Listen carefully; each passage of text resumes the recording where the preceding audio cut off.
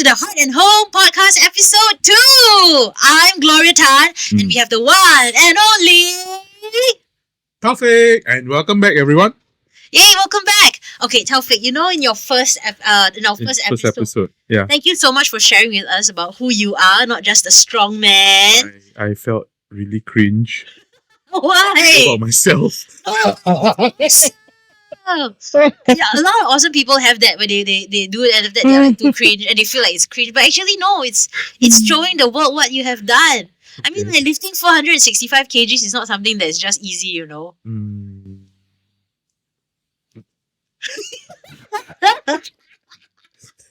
Okay, you're gonna be a bit more uncomfortable. I'm so sorry I'm gonna put you in this position. But Taufik, you're not only just a strong man, you're not only like a social worker for like 20 over years, you are also a practitioner for over 20 years, but you are also the author of the Guidebook to Avoiding Parenting Pitfalls. Yeah. Woo! I own 2 ISBN numbers. What a nerdy flex, right?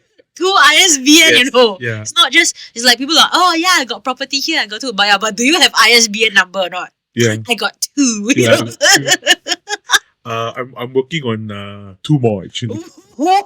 Yeah. This is awesome. The Guidebook to Avoiding Parenting Pitfalls. Now, this is a book that's very relatable if you're a parent out there. I'm going to strongly encourage you to buy this book, not just because Taufik wrote this. But I will tell you this. There are several things that I like about this book. The first thing is that after reading, I have shared certain chapters, anecdotes with some friends of mine. You know who you are. I don't need to say your name, and I don't want to say your name. I save you. Okay, so I shared it with certain friends. Now, these friends of mine, they are going through a little tough patch with their kid. Basically, they're having problems peeling the iPad away from their kid. I think that's something that's really common now. Yeah. Because you can't run away from technology. Yeah. So I've shared it with my friends, and they thought it was really, really interesting, and they are trying their best to actively apply the tools that you've also included. Now, the second thing that I was going to tell you that I really, really like about this book is that at the end of every chapter you include tools. Strategies. Strategies, sorry. You include strategies, things that can be used and applied for situations. And there are 12 chapters here. Why 12? The idea behind the book was very simple because there are 12 months in a year, and every month you would read just 1 chapter. And I wanted the reader to just read 1 chapter in a month, digest it. I mean, don't rush through the book. I mean, if you want to read the whole book in 3 days, do that too. I mean, who am I to tell you how to read a book, right? I designed it in such a way whereby 1 month, there's a few strategies that you can use. Maybe just I will give at least six strategies, I think, at the end of every chapter, and then just use 1 or 2 strategies every month. Okay. And then just imagine this, right? You use 1 or 2 strategies in January, then this month is February, so you use another 2 more strategies in February, and then in March you use another 1 or 2 more. So maybe you have 5 by March. Right. Just imagine by December or November, December, you probably have 10 to 12 strategies, and then these strategies don't just remain as strategies, and then it now becomes habits that you use as a parent. Right. Yeah. Right now, a habit. Yeah. Because you had the whole year to build and apply. Yes. This is really, really fantastic. Yeah. So there's one more thing about this book, and I do want to go down the route where I start asking you a bunch of questions about it, and I hope you'll share. Okay. I know you. Okay, please go buy. Okay, before that, we be fair. Okay. Please buy this book. Okay. And where can you find the book? You can find it on Amazon, Barnes and Nobles, and also on the Practitioners Collective. That's right. Okay, now I want you to share stories. They will buy. Okay, so the thing is, above everything else that I've already mentioned, I really, really appreciate, and also because I work with youth and I sometimes speak to their parents, there are a lot of, you do share real life stories Yeah. and incidences that have happened in this book, and they are very real. And I've like, so I'm very imaginative, right? Yes, of course. So I can Of course imagine. you are. So yeah, if not, I'm not Gloria. But I can imagine those scenes playing out, and some things that you've shared are the exact things that parents come to talk to me about as Yeah. well. Yeah. Yeah. Can you share with us some of the stories, please? If there was one significant, like really significant story that in my sessions with them also that I enjoy was I think chapter 11. I think working together as a team. Mm. So there was this couple, mom and dad came to me, and then they were sharing with me the challenges that they were facing with their I think 7 or 8 year old daughter. Mm. And well, she also has special needs. She has ADHD, and they're struggling with her behaviors, and found some of the meltdowns to be quite challenging. Sometimes the meltdown would go on for an hour or two. Right. And they just came to me, and they just like, Taufik, we need your help. We like, how do I de-escalate this situation? Like, we tried everything. And then I go through with them a process, like, I share with them certain principles that they can use, and like some strategies. And it was over a period of 6 to 8 sessions. I think it was 8 sessions. Right. And I also just want to be very clear that if you see me once, don't expect changes. I'm not a magician, guys. Okay, it takes a period of time to enforce certain tweaks or changes into your daily habits, right? So one of the things that they shared with me was that during our sessions together, we would actually plan like certain strategies that they can use in where there's a meltdown. So we talk about things like plan ignoring. We talk about things like speaking in clear, calm tone, and trying to de-escalate the situation. And one of the things that I also shared with them as they were sharing me what didn't work, and I just offered them a suggestion. When your daughter has a meltdown, does that also mean that both of you have a meltdown also? Said no. Said okay. So and I gave them this, okay, so which means that I now need the both of you to be accountable to each other. So then said like, how? So now if you guys just now mentioned, right, when one of you is handling your daughter, the other one is not doesn't interrupt. Because you don't want to there was one thing great that was going on for them, that the both of you didn't show disagreement in front of your daughter. I think that was something that you got it right. And how about this? We try something different.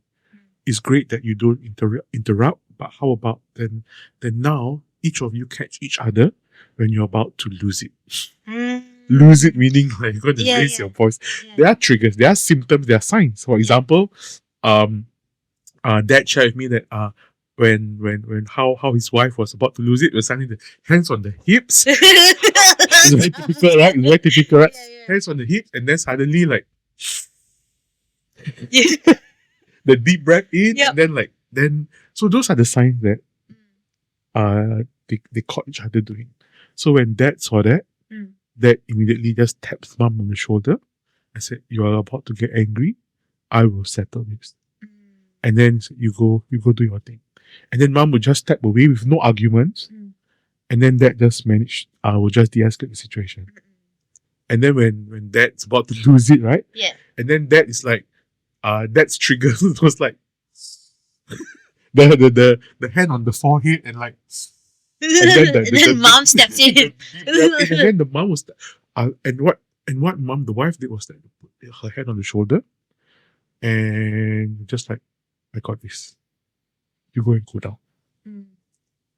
So you see both managed to see like what were the signs, the behaviors, the actions that when you're about to lose it. Yeah. Right? Yeah.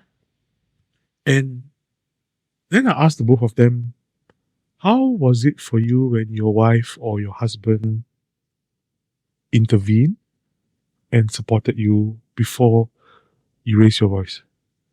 And then both of them shared. I felt that my husband really cared about me. And I feel really supported when he just told me just told me that I got this. You go and go now.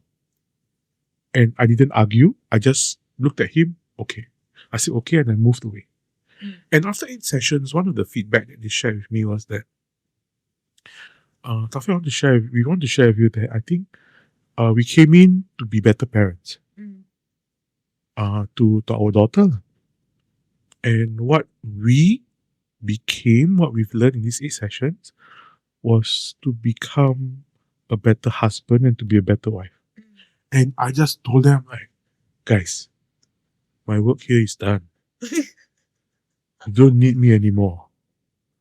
Go into the sunset and enjoy your life. Clouds parting through the valley. It really felt that way. It was not intentional for me to make them better partners. Yeah. I just wanted to share with them what worked.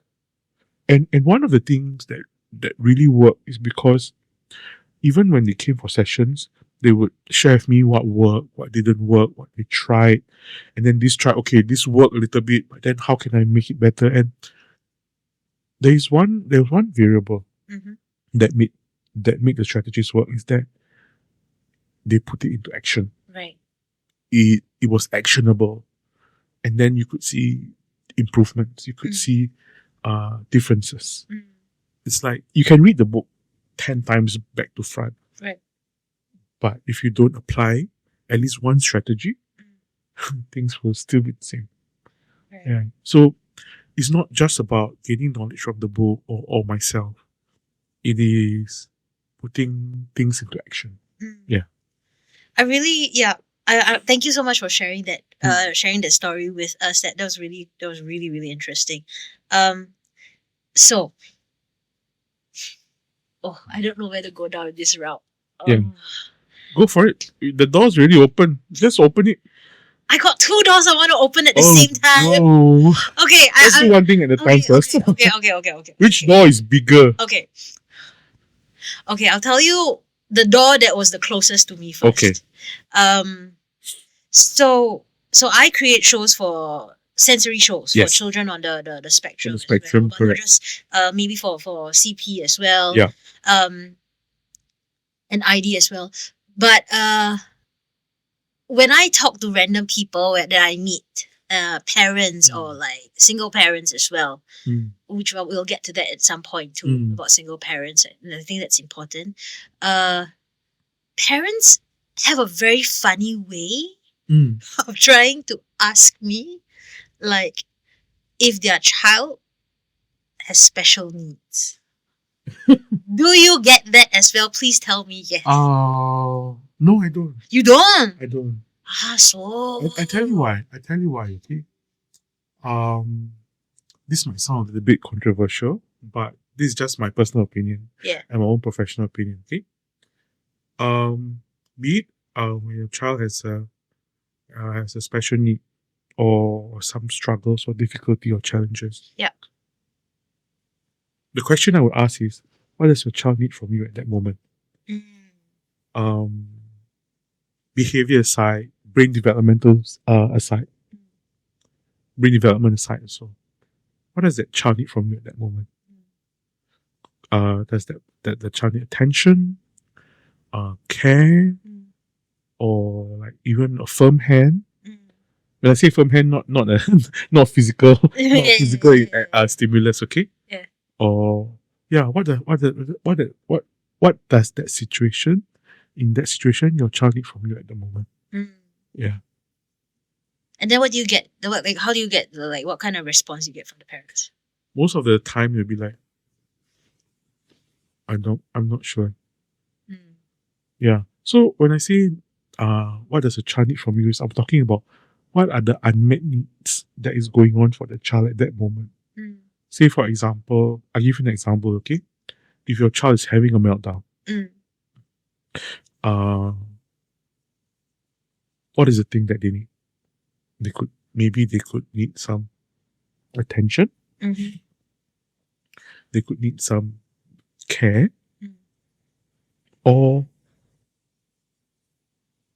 to put it down to like, because I hear this sometimes, oh, my child is just bad. I hear it a lot. Oh, it's just so naughty. I cannot. Yeah. And Yeah, I get it's it. not Yeah. it's not I truly believe there's no such thing as bad children. I believe that it's there's no bad children, only a child that is experiencing some challenges at that moment where their needs are not met. Yeah, I agree with you as well. Like, yeah, when people say like, "Oh, my kid is bad," I'm like, "Oh, No. oh, bro, I don't think so, bro. I think your child's trying to communicate something to you. Yeah. It's So just it's not the language that you need right now." But yeah, And we also, in our first chapter, we also talk about their brain development at that point of time. Yeah. One of our biggest struggles as adults is that sometimes when we communicate, we tend to communicate to the adult brain. yeah. If you remember in my first chapter also, we spoke about how do I communicate to the child where they understand and it makes sense to their developing brain at that age. Remember? Yep, correct. Yeah. I remember that. Yeah. Okay. So when parents do, if people do ask you that question, Yeah. that's what you tell them. Yes. What is it your child? What does your child need from you at that moment? Mm. And sometimes the answer is like, I'm not sure. Sometimes the answer is like, I don't know. Lah. And sometimes I'm not sure, I don't know. It's not because that they know the answer. Yeah. It's sometimes because of that frustration or that feeling, or they're not ready to talk about it. Yeah. That the answer comes out. Or because sometimes you see racing horses, they have blinders. They got their own blinders as well. Yeah. So they are unable to see the blind spots that's going on around. Yeah. And my role is not to give them solutions. My role is to provide them like, hey, probably this might be happening. And they'll be like, oh, I never thought of that. And then let's say their child has some form of special needs or like some behavior issue. Then I'll bring them back again about the developing brain. At 4 years old, this is happening. At 5 years old, this is happening. At 8 years old, this is happening. Yeah.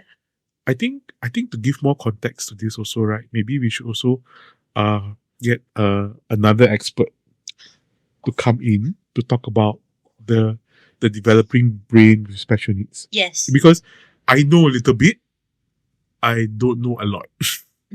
So maybe we can get somebody else to come down and that would be a phenomenal. Yeah, maybe we can get one of my friends to come down and then just share with us a little bit more for the child with special needs. What does their brain look like? I love that. Episode 2 and we're already talking about bringing special guests on. Yeah. I love that. I live for this. Yeah. Fantastic. Okay, so there was 2 doors, so we opened one. What's the other door? The other door is kind of semi-linked. So then we can 2 doors down. I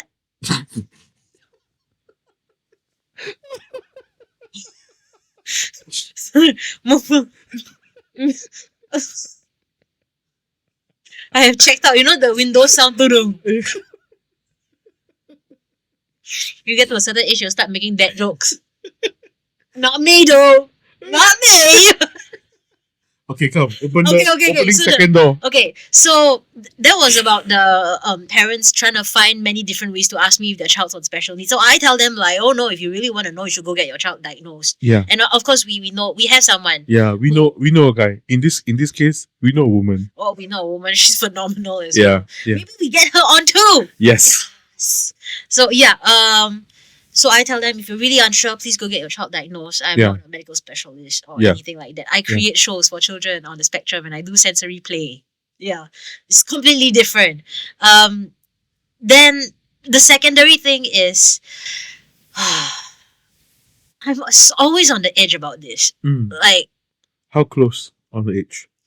Like if you tell me a few more dad jokes, kind of.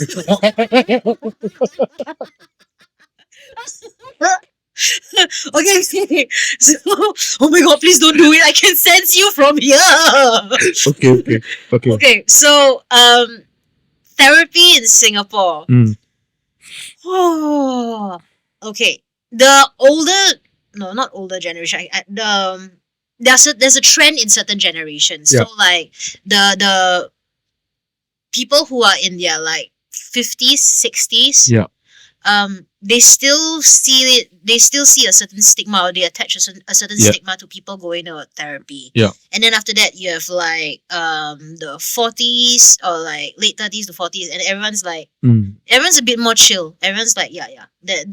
So it's a little bit of a progress. And then you have the younger generation, and they are like okay, and they're really really good with like going to therapy, and they've been telling everyone like you should go to therapy. Now I need to ask you something. Because like just like how the parent was like, oh, parents come and ask me like, oh, my child is scared to go get like, no, I don't know if I should go. I'm like, just go, right? Now I really want to know, how common is family therapy in Singapore? Okay, can you, okay, two things. Okay.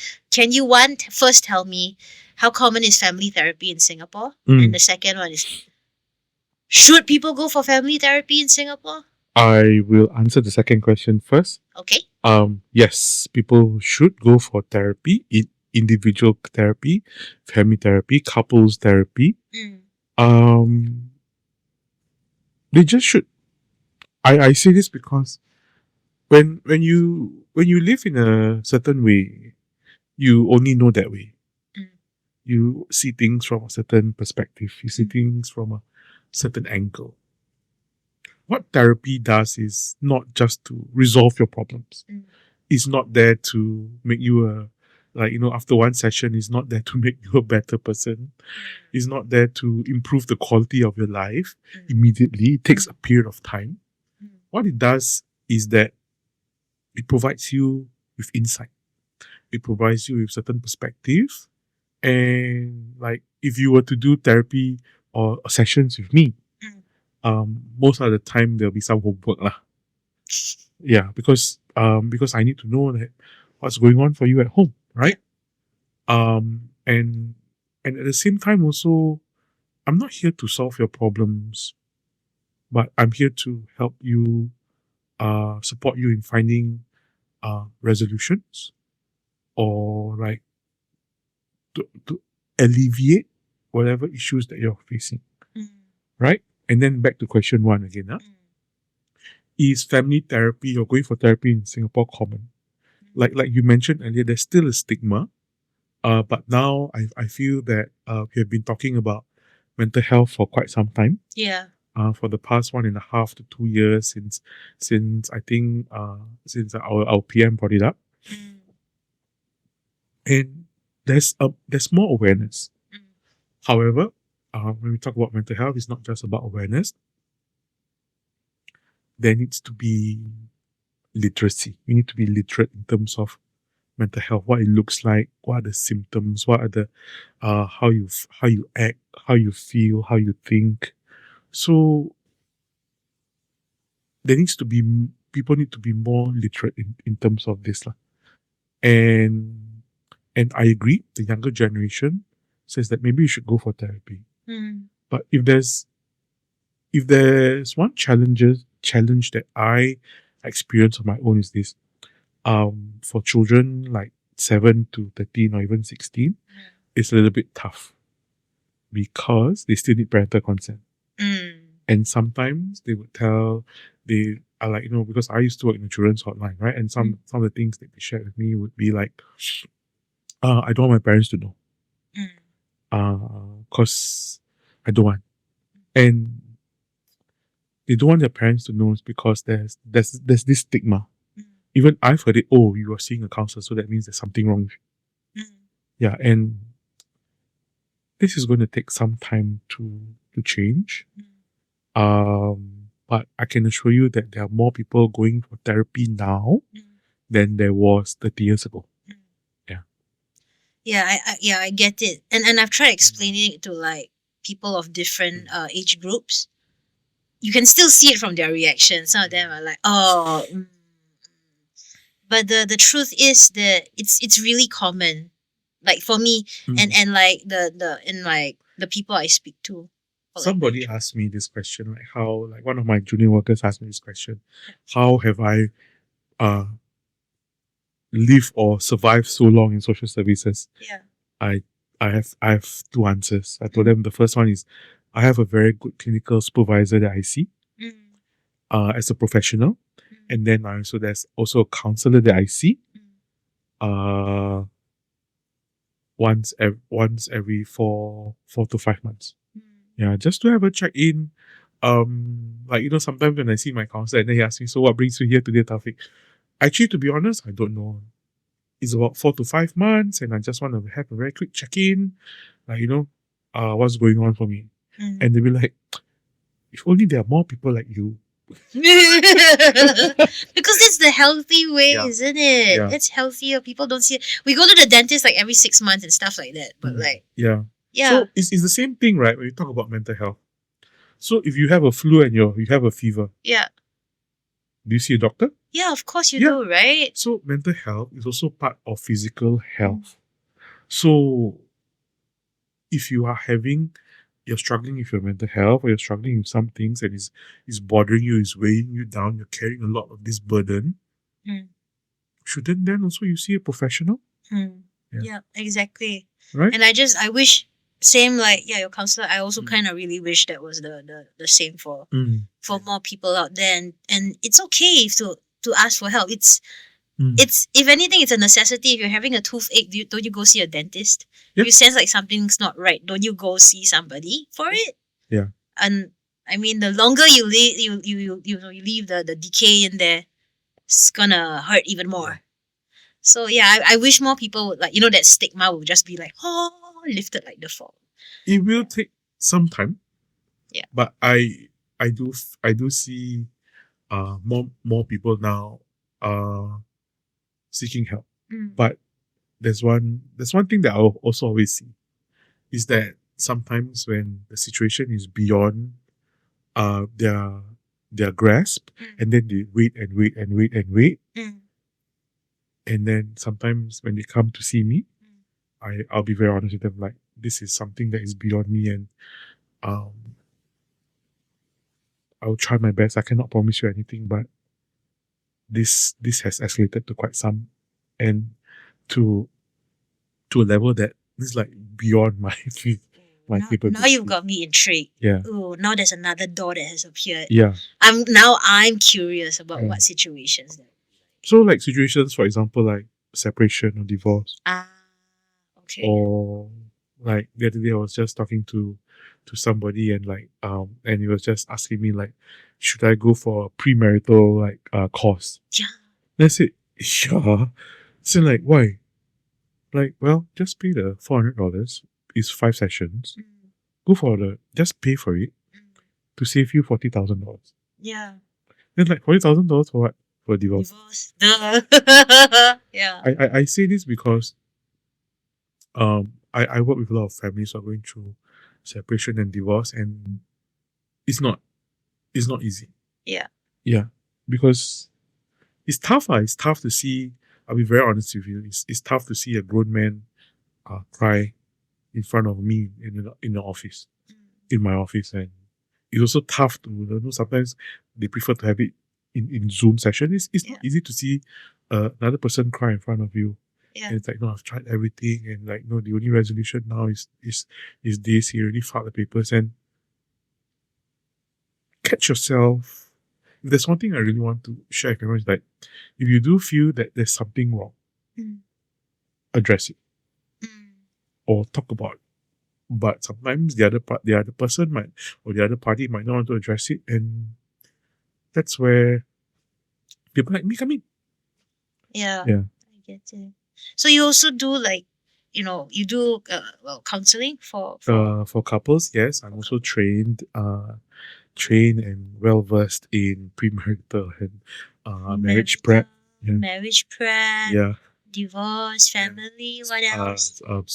Suicide prevention. I'm just trying to I know you're like, oh, I'm too shy to talk about all my achievements, so I'm trying to pull it out of you right now. Career counseling, career counseling, and career coaching. Career coaching. Yeah. They deserve to know. Yeah. Yeah. Thank you so much for sharing with us. Yeah. Okay. One more question. Okay, go for it. Since you already One more question. Okay. Okay, so from this book itself, from the guidebook to avoiding parenting pitfalls, if It's a there, mouthful, isn't it? yeah, it is. GTA PP. Okay. So in the GTA PP, I said PP. Okay, in the guidebook to avoiding parenting pitfalls,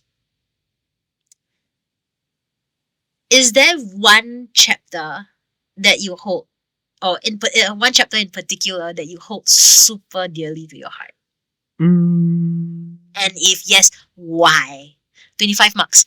it's a yes and no situation. Oh, I answer no first, okay? okay. No, because I felt all chapters I put in a lot of heart and soul in all of them equally. But if there was one chapter, was the one that actually two chapters now. Working together as a team. And the second chapter, boundary setting. And because the boundary setting and setting ground rules was very important because it sets the framework and the structure for you and your children at home. So my favorite chapter, working together as a team, the most essential one, is the foundation of it all. Boundary setting. Yeah. And I can't wait for that chapter. Yeah. I feel like boundary setting is very, very important. In fact, the phrase itself, setting boundaries, I find myself using that a lot.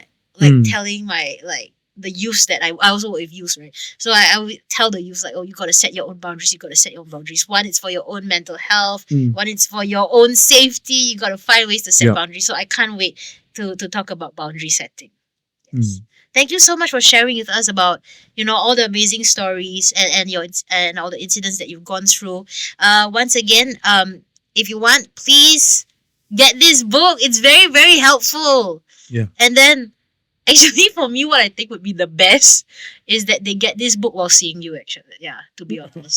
For the parents out there who do need it. Yeah. Because, if just by talking to my friends about one chapter, they are able to, be intrigued and they want to start applying things. I think it's going to be very, very useful for a lot of, families and parents out there, especially for those that I see where their kids have meltdowns and it's just about how you want to communicate with your kid. So please, if you want to, the links everywhere. So please, if you want to have a session with us, feel free to reach out to us at thepractitionerscollective.com. Yes. And you need to mention also first consult is free. First consult. Yes, the first consult is free as well. Yeah. Also, cause we gotta see if we match, and we gotta do a vibe check, man. We gotta do a vibe check. Vibe check, not just for us, but for you. You gotta see if you connect with us. So thank you very much for tuning in into our second episode. We'll see you on the third episode. Woo! Thank you, and we'll see you again soon.